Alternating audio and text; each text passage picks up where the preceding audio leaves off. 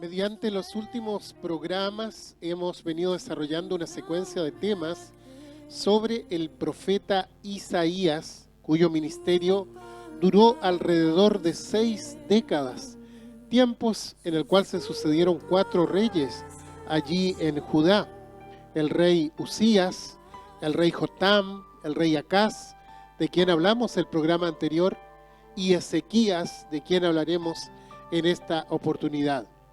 A modo de introducción, diré que Ezequías es uno de los grandes reyes que encontramos en la Escritura, en la Biblia. Después de David aparecen muy pocos reyes tan brillantes en Israel. Sin embargo, después de David, uno de los reyes que se destaca es precisamente el rey Ezequías. Les invito a leer en el libro de Isaías, capítulo 37, desde el versículo 1 en adelante, que dice de la siguiente manera: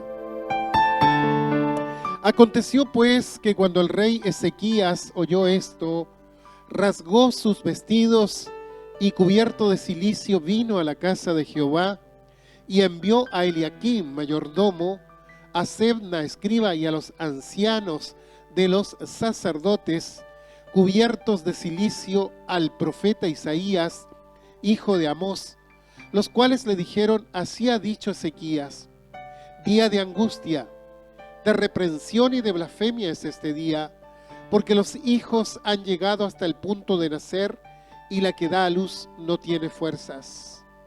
Quizá oirá Jehová tu Dios las palabras de Rabsaces, al cual el rey de Asiria su señor envió para blasfemar al Dios vivo y para vituperar con las palabras que oyó Jehová tu Dios. Eleva pues oración tú por el remanente que aún ha quedado.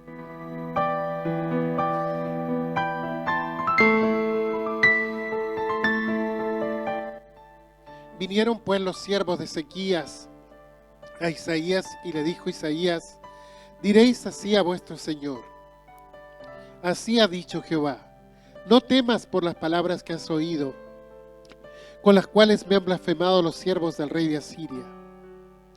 He aquí que yo pondré en él un espíritu, y oirá un rumor, y volverá a su tierra, y haré que en su tierra perezca a espada.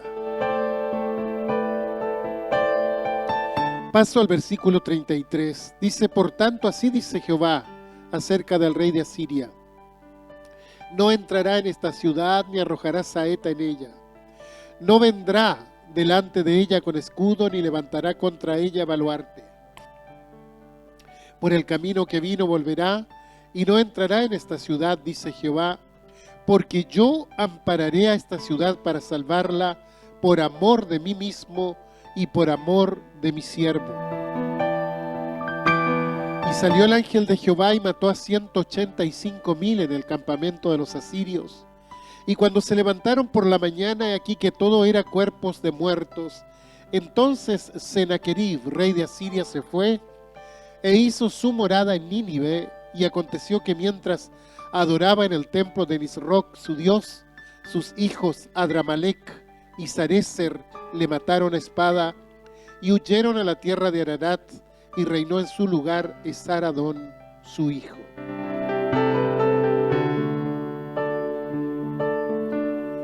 Qué tremenda historia, ¿no? Como hemos dicho hasta aquí, 4 reyes se sucedieron durante el ministerio profético de Isaías. El primero fue Usías, quien fue un buen rey, pero terminó muy mal. Estuvo leproso durante los 15 últimos años de su vida, porque le entró un ataque de soberbia, y Dios puso su mano sobre él. Usías se levantó contra Dios al contraer lepra. Entonces fue sacado del reino, y si bien no lo mandaron a gritar su enfermedad como lo hacían con los leprosos comunes, lo pusieron en una casa aparte, y quien tomó su lugar como regente fue su hijo Jotam. Y Jotam fue un rey débil, falto de carácter. Si bien siguió el camino de su padre en cuanto a la política de construcción y defensa del reino, si bien se mostró fiel a Dios, no supo transmitir eso al pueblo. Fue incapaz de influir positivamente en el pueblo, y entonces, si bien fue un hombre fiel, el pueblo se desagradó en cuanto a la idolatría y a la corrupción. Sin embargo, él no hizo nada. Él fracasó como rey. Dijimos, y es una constante en la historia, que es imposible hacer un buen gobierno sin la aprobación de Dios. A Jotam lo sucedió en el trono su hijo Acaz. Y todo lo que podemos decir es que el reinado de Acaz fue un reinado desastroso. De eso hablamos el programa pasado. Rechazó el consejo y la ayuda de Dios. Arrastró al pueblo al último estadio de la decadencia moral y espiritual, y en vez de adorar a Dios levantó y promovió cultos a la fertilidad tal cual lo hacían los pueblos paganos. Judá fue prácticamente invadida por la idolatría, cosa que, dicho sea de paso, nos está sucediendo también a nosotros el día de hoy.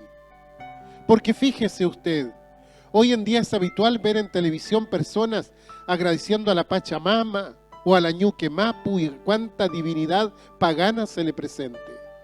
Programas donde el periodista participa de los cultos paganos sin que nadie diga nada. ¿Usted sabe quién es la Pachamama? Es la adoración a la Madre Tierra, la que, según creen los indígenas andinos, es la que provee las cosechas, el buen tiempo, la abundancia, la fertilidad. Ahora quizá alguien diga, bueno, pero eso es religiosidad popular, es cultura religiosa. No daña en nada mi forma de creer o de expresar mi fe. Y yo pregunto, ¿de verdad no les afecta que en un país que se dice ser cristiano alguien invoque a la Pachamama o a la Ñuque Mapu u otros dioses falsos en un medio masivo de difusión? Pero nadie dice nada, porque resulta que hay que recuperar los credos ancestrales, porque resulta que hay que ser tolerantes y todo lo demás. De lo contrario, somos cerrados de mente, somos retrógrados. Sin embargo, lo único que queda en evidencia después de todo esto es que en cuanto a la fe, somos un país bastante ignorante. Un país que no valora lo que se hace en el sentido espiritual, que no le interesa lo espiritual. Es increíble la apertura a todo este tipo de cosas. Tenemos hoy por hoy en nuestro país dioses precolombinos, dioses chinos, dioses de todo tipo. Es como que todo tiene cabida en este país. Y cuando vimos a Acaz, vimos que sucedió justamente esto.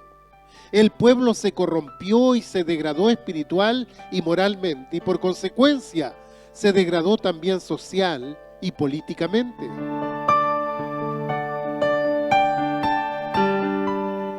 A Acaz lo sucedió su hijo Ezequías, y Ezequías fue un hombre sensible a la voz de Dios, y en ese tiempo Dios hizo un llamado solemne a la santidad. Y santidad significa básicamente separarse de lo malo, apartarse de lo que no está bien, nada más que eso. Por cierto, esta palabra se ha mitificado muchísimo con el tiempo, pero santidad es simplemente apartarse de lo malo. Y el rey Ezequías lleva al pueblo a la antigua liturgia, al antiguo culto de los tiempos de David, porque se habían desviado al respecto. Se celebró la Pascua nuevamente con el sentido que tenía la Pascua y restauró todas aquellas cosas que eran la base espiritual en la que se movía el pueblo. Es decir, fomentó una reforma religiosa profunda en el pueblo. ¿Por qué? Porque entendió que el destino de los pueblos lo define la espiritualidad. Porque la espiritualidad es la base de la ética, es la base de la moral. Porque la moral y la ética tienen que apoyarse en algo.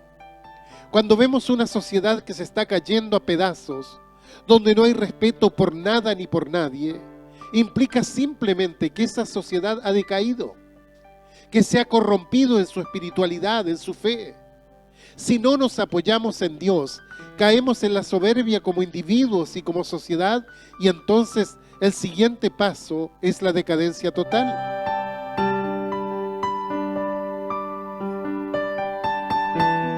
Y sin ser tan agudos en mi observación social y política, Creo que eso es lo que nos pasa hoy como sociedad. Vemos cómo se instala la mentira. Vemos cómo se instala la corrupción. Vemos cómo se instala la violencia sin que nadie diga nada. Incluso hay gente que lo tolera. ¿Por qué? Porque hemos perdido la base espiritual. Porque hemos perdido una ética que nos sostenga, sobre la cual cimentar los valores. Ezequías ve el problema en ese momento y promueve una reforma para volver a la base espiritual, porque se dio cuenta que era la forma de salir de la decadencia generalizada si la reconstrucción se hacía desde los valores. Y lo llevó a la fe en Dios, porque la fe en Dios es la base de los valores. Kant fue un filósofo del siglo XX. Él intentó elaborar una ética que se basara únicamente en el hombre y fracasó. Porque no se puede basar algo en el hombre, en el ser humano simplemente. El hombre necesita entender que hay alguien que es superior a él. Necesita entender que hay un Dios y que ese Dios es el que manda y pone leyes. Que ese Dios es el Dios de la ética, el Dios de la moral, de los principios, de los 10 mandamientos, del sermón del monte, etc. Y esto es fundamental para entender qué pasa dentro de la sociedad. Y Ezequías llevó al pueblo a esto, a volver a la fidelidad a Dios. Y junto con esto Ezequías tomó medidas de defensa. Dice que en primer lugar cegó las fuentes de aguas externas a la ciudad. Y las cegó porque si venía algún ejército enemigo para rodear la ciudad, entonces no iban a tener agua para beber.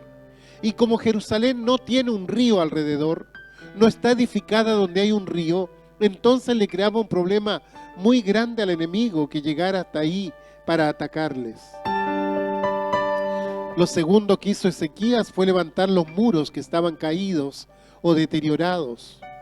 Lo tercero, levantó torres de vigilancia. Y por último preparó y armó un ejército defensivo.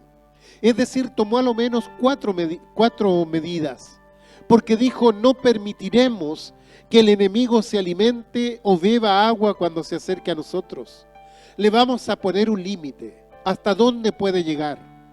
Vamos a vigilar permanentemente y nos vamos a preparar para la lucha cuerpo a cuerpo.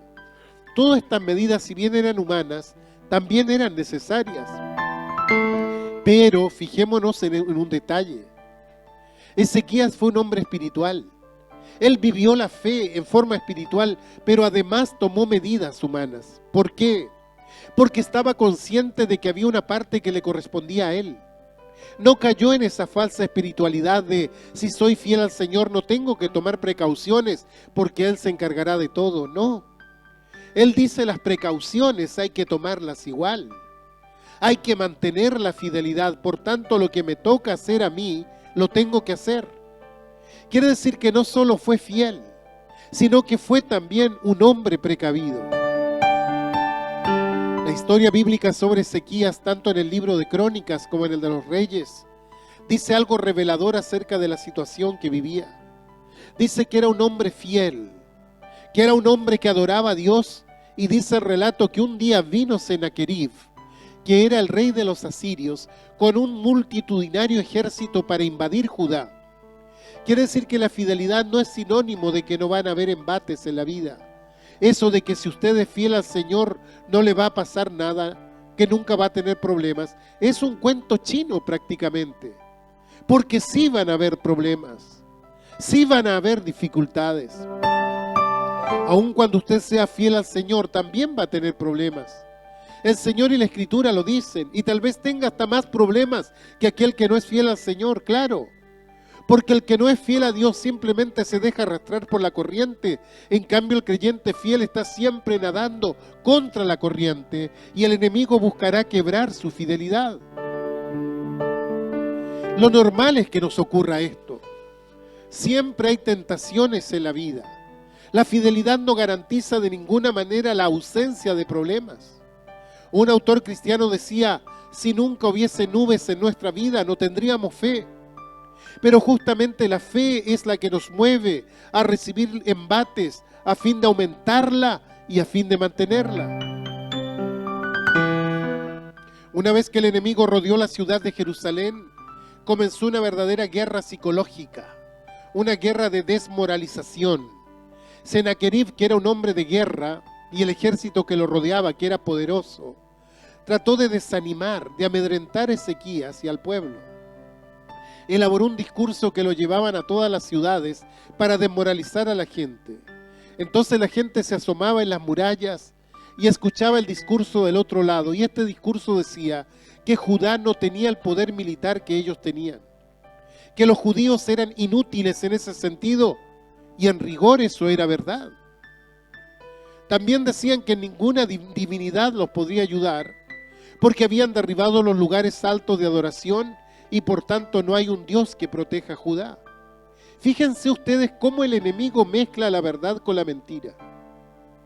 Sennacherib les quería hacer creer que si ellos estaban allí era por culpa de Ezequías y de su gente, porque al derribar los altares del culto pagano, hicieron que Dios, no sé qué Dios, se enojara con ellos. Y por último le decían: desen cuenta que Dios está con Asiria, porque venimos conquistando pueblos, a todos los hemos conquistado, ¿y acaso no lo vamos a conquistar a ustedes? Era un discurso de desmoralización profunda hacia el pueblo de Judá. Los querían convencer de que el apoyo que tenían era un apoyo que no servía. Y yo pregunto, ¿cuántas veces no ha venido el enemigo delante de nosotros, delante de usted, a decir: ¿de qué te sirve ser cristiano? ¿Dónde está tu Dios cuando tú estás en problemas? ¿Lo ha escuchado usted también? Todos los ataques pasan por allí, porque el punto de apoyo, como decíamos la vez anterior, es el fundamento de la persona, es lo que la sostiene. Entonces lo que hace el enemigo es sacudir o debilitar ese apoyo para hacernos creer que no nos sirve, que tenemos que salir de allí y buscar otra base de sustentación. Sin embargo, el avance del enemigo tuvo un límite. Llegaron hasta la muralla de la ciudad nada más. No pudieron dar un paso más. No pudieron tocar a ningún judío. Ezequías, como hombre de fe, había colocado un límite, y las murallas eran el límite que él había puesto. Hay algo que usted y yo debemos saber. El enemigo no tiene poder sobre la vida de un hijo de Dios. Cada vez que quiere tentarnos o atacarnos, lo tiene que hacer con el permiso de Dios. Seguramente han leído ustedes o han escuchado acerca de Job en el Antiguo Testamento. Cuando Satanás quiso atacar a Job, tuvo que pedirle permiso a Dios para hacer eso. Y Dios dice: Job es un hombre justo, es un hombre fiel, apartado del mal. Y Satanás le dice: bueno, eso es porque lo proteges. Y entonces, si quieres, lo puedes tocar, pero hasta acá nada más. Este es el límite. Es decir, Dios le pone límites al ataque, y Satanás no puede ir más allá que lo que Dios le ha permitido. En el Nuevo Testamento, el Señor le dijo a Pedro frente a la cruz: Simón, he aquí Satanás os ha pedido para zarandearos como a trigo. Se fija, Satanás no podía actuar sin la autorización de Dios. Sin embargo, Dios lo deja actuar. ¿Por qué?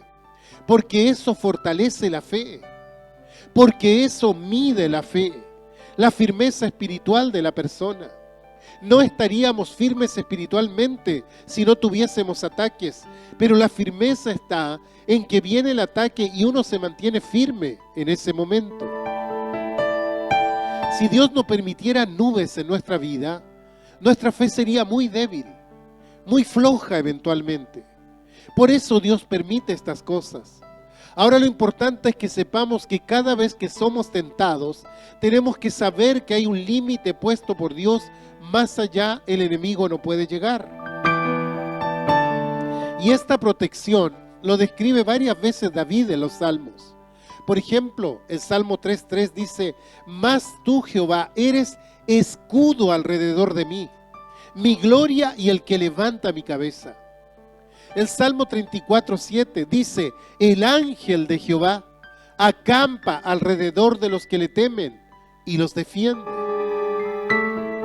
¿Y sabe usted quién es el ángel de Jehová? Es la presencia visible de Dios alrededor de ellos. Cuando los hebreos iban a Jerusalén, a las fiestas sagradas, regularmente lo hacían en caravanas, y lo hacían cantando cánticos al Señor, y ellos decían, como Jerusalén tiene montes alrededor de ella, así Jehová está alrededor de su pueblo, desde ahora y para siempre. Fíjense que el gran tema es la protección de Dios para su pueblo. Y en tiempos de sequía, el enemigo quiso destruir el fundamento de Ezequías. Quiso hacer temblar al pueblo detrás de Ezequías, y Ezequías sabía que él no podía contra ese ejército, que esa fuerza era superior y que el enemigo tenía argumentaciones, razonamientos, deducciones, especulaciones que él no tenía que escuchar. Si algo debía escuchar en ese momento, era la voz de Dios y de su fe. Porque si se envolvía en razonamientos, muchos caerían en el desánimo, en la angustia, en el temor. Hace algunos años atrás, vino a verme una mujer que tenía un problema muy grave. Entonces ella buscó una iglesia y es aconsejada por una persona de esa iglesia que le dice: mire, el problema que usted tiene es una maldición hereditaria. Seguramente, le dice, alguien de su familia, algún antepasado hizo un pacto con Satanás y usted entonces está bajo maldición en este momento. Y por supuesto tomó algunos pasajes del Antiguo Testamento, prácticamente los estranguló e hizo una doctrina de eso, que la iniquidad de los padres vendrá sobre los hijos hasta la tercera y cuarta generación, etc. Y la mujer estaba aterrada, no podía dormir por las noches. Aquella persona le había quitado la paz con sus palabras. Traté de calmarla y decirle: pero usted ha confiado en Jesucristo, verdaderamente. Porque si es así, la Biblia dice que si alguno está en Cristo, es una nueva criatura, que todas las cosas son hechas nuevas. Y le mostré por la palabra lo que dice Jeremías, que el Hijo no llevará el pecado del Padre, ni el Padre llevará el pecado del Hijo. O lo que dice Deuteronomio 24, cuando dice que los padres no morirán por los hijos, ni los hijos por los padres, sino que cada uno morirá por su pecado. Por tanto, lo que su familia haya hecho es problema de ellos, no es problema suyo. Pablo dice allí en la carta a los Gálatas 3:13 que Cristo nos redimió de la maldición de la ley, hecho por nosotros maldición. Por tanto, no hay maldición de la cual no nos haya librado el Señor Jesucristo. En Cristo somos libres. En Cristo triunfamos sobre toda adversidad. No es que andamos tropezando con maldiciones pasadas, de ninguna manera. No nos desorientemos ni desorientemos nosotros a otras personas al respecto. Y esto es muy serio. Lamentablemente muchas veces pasa esto porque estamos amenazados por falsas ideas que pretenden ser bíblicas, pero en realidad se salen del contexto de la palabra de Dios. ¿Cuál fue la actitud de Ezequías en ese momento? Dice que cuando se enteró de lo que estaba haciendo Sennacherib, él rasgó sus vestidos, se cubrió con vestiduras de duelo, de cilicio, una vestidura rústica para demostrar su dolor, y entonces se presentó delante de Dios. No contestó argumentos ni elucubraciones, nada. ¿Por qué? Porque serían en vano, porque no se ganaría nada. Recuerde lo que hablamos en el programa anterior sobre el estúpido moral, aquel que lo es simplemente porque quiere serlo. Bueno, con aquel usted no puede discutir, porque simplemente no le interesa razonar, no le interesa salir de su opinión. Por eso Ezequías viene delante de Dios y extiende una carta delante del Señor, pero al soldado que vociferaba, aquel que blasfemaba desde la muralla, no le dice nada. Pablo en 2 de Corintios dice que las armas de nuestra milicia no son carnales, sino poderosas en Dios para la destrucción de fortalezas, derribando argumentos y toda altivez que se levanta contra el conocimiento de Dios y llevando cautivo todo pensamiento a la obediencia a Cristo. Quiere decir que aunque estamos aún en la carne, no militamos de acuerdo a las leyes de abajo, sino a las leyes de arriba. ¿Por qué? Porque las armas de nuestra milicia no son carnales, son espirituales, y Ezequías hizo esto exactamente.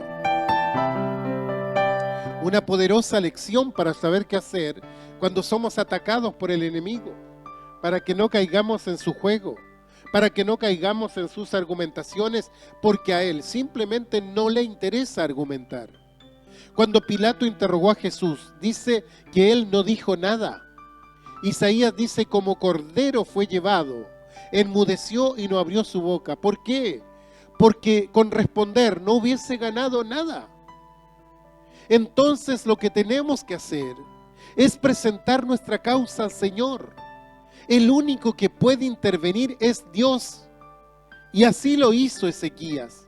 Se presentó con una señal de humillación personal, de sumisión total delante de Dios, distinto a lo que hizo su antepasado Uzías, que se llenó de soberbia. Ezequías no. Él entró en un sentido de humillación, de dependencia absoluta, de impotencia humana. Tomó las cartas de los embajadores que contenían las amenazas, la extendió delante del Señor como diciendo: Señor, esto es lo que nos está pasando. Puso esas cartas delante de la presencia de Dios, buscó la orientación de Dios, dejó de lado toda solución humana, trajo su causa a Dios y le dijo a su gente: mientras tanto nos vestimos de cilicio, nos vestimos de humillación, y entonces vayan a consultar al profeta de Dios, a Isaías. Y ellos fueron a consultarle al profeta. Envió a Eliaquim, el mayordomo, a Sebna, el escriba, y a los ancianos de los sacerdotes, todos cubiertos de cilicio. Y allí delante del profeta estaba toda la plana mayor, humillados delante de Dios, preguntándole al profeta cuál era la voluntad de Dios en ese momento. Es decir, expuso su debilidad. Le dijo a Dios que tenía miedo y por eso se humilló. Reconoció que humanamente nada podía hacer.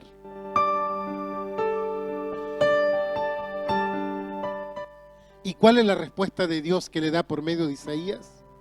Dígale al rey que no tema, que Dios ha escuchado las blasfemias del rey de Asiria, por tanto él no podrá atacar. Tendrá que retroceder, no entrará en esta ciudad, ni arrojará saetas en ella. No vendrá delante de ella con escudo, ni levantará contra ella baluarte, y en su propia tierra perecerá a espada. ¿Se fijan? En ese momento el ejército enemigo tenía cercada la ciudad, y sin embargo Dios le dice esto: el Señor asumió la batalla por ellos. Y dice el relato que fueron librados milagrosamente, porque dice que el ángel de Jehová mató del enemigo a 180,000 soldados. Ahora esto que ocurrió quedó también registrado en la historia secular. Y es interesante porque como los demás historiadores no tenían la visión espiritual, explicaron lo que sucedió desde un modo natural. Por ejemplo, Josefo, el historiador judío, hace referencia a Belosus, un sacerdote caldeo, que al mencionar este evento dice que los asirios tuvieron que retirarse porque hubo una gran mortandad sobre ellos debido a una grave epidemia que se presentó en el campamento. Bueno, bastante raro que una epidemia matara a 185,000 soldados, ¿verdad? Y más raro aún que ningún judío se haya contagiado. Herodoto, que fue un historiador griego, menciona este hecho en su libro segundo y dice que de pronto aparecieron en el campamento ratones agrestes desparramados por todo el campo de los enemigos. Comieron las aljabas, es decir, donde se guardaban las flechas. Comieron los tensores de los arcos. Comieron las asas de los escudos y finalmente mordían a los soldados, provocando la huida de los invasores, los cuales murieron en gran número.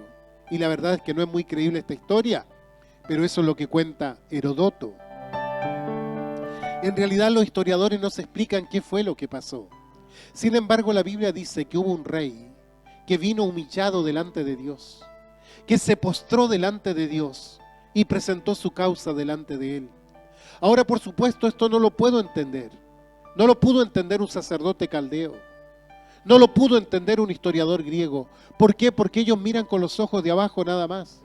Pero estas cosas hay que mirarlas con los ojos de arriba, con los ojos de la fe. Y aunque uno ya tiene sus conclusiones, siempre es bueno preguntarse, ¿por qué Dios libró a Ezequías y no hizo lo mismo con Acaz que vimos en el programa anterior? Simplemente porque Acaz no escuchó las palabras de Dios por medio de Isaías. Isaías le había dicho, vano es que vayas a Egipto, inútil es que busques el apoyo en Egipto, quédate quieto y espera en Dios. Pero ¿qué hizo Acaz? Él dice, no hay para qué tentar a Dios, sigamos con nuestro plan diplomático simplemente. Y cuando llegamos al capítulo 30, al final del capítulo, dice el verso 15, porque así dijo Jehová el Señor, el Santo de Israel, en descanso y en reposo seréis salvos, en quietud y en confianza será vuestra fortaleza. Dice Salomón en Eclesiastés que hay tiempo para actuar, pero también hay tiempo para ponerse a la defensiva, que hay tiempo para actuar y que hay tiempo para esperar en el Señor. Y es fundamental saber distinguir estos tiempos. Ezequías entendió perfectamente el tiempo. Entendió cuando tenía que trabajar y levantar muros y cuando debía estar quieto y confiar en la intervención de Dios. Estas dos cosas tienen su tiempo. Y la inteligencia y sabiduría espiritual está en saber cuál es el tiempo en que yo estoy viviendo. ¿Es el tiempo en que tengo que hacer o es el tiempo en que tengo que quedarme quieto? Ezequías entendió cuál era el tiempo que tenía que hacer y el creyente tiene que conocer también, discernir los tiempos, como dice la palabra del Señor.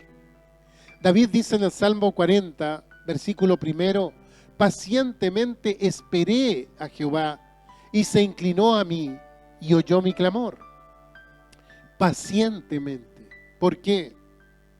Porque entendió que había llegado para él el tiempo de quietud, el tiempo de reposo, porque allí estaba su fortaleza. Pero hay otro momento en que tiene que lanzarse a la lucha, porque era el tiempo en que Dios quería que actuara.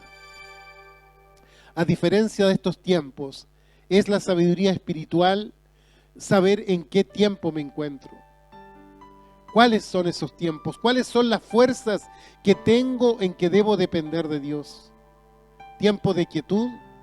Sí, hay tiempo de quietud, pero también hay tiempo de luchas.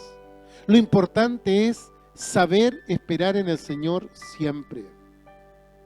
El rey Ezequías entendió que ese era el tiempo en que había que clamar y esperar, y se plantó delante de Dios, y clamó y esperó, porque en eso estaba su fortaleza. Y por eso fue uno de los grandes reyes de Israel, a la par de David. Un hombre que supo entender los mecanismos espirituales que mueven la historia y supo someterse a Dios cuando debía. Yo espero de todo corazón que Dios nos haya hablado a nuestras vidas en medio de los tiempos que estamos viviendo y que cada uno de nosotros tenga la suficiente sabiduría para saber qué hacer en este tiempo que estamos viviendo.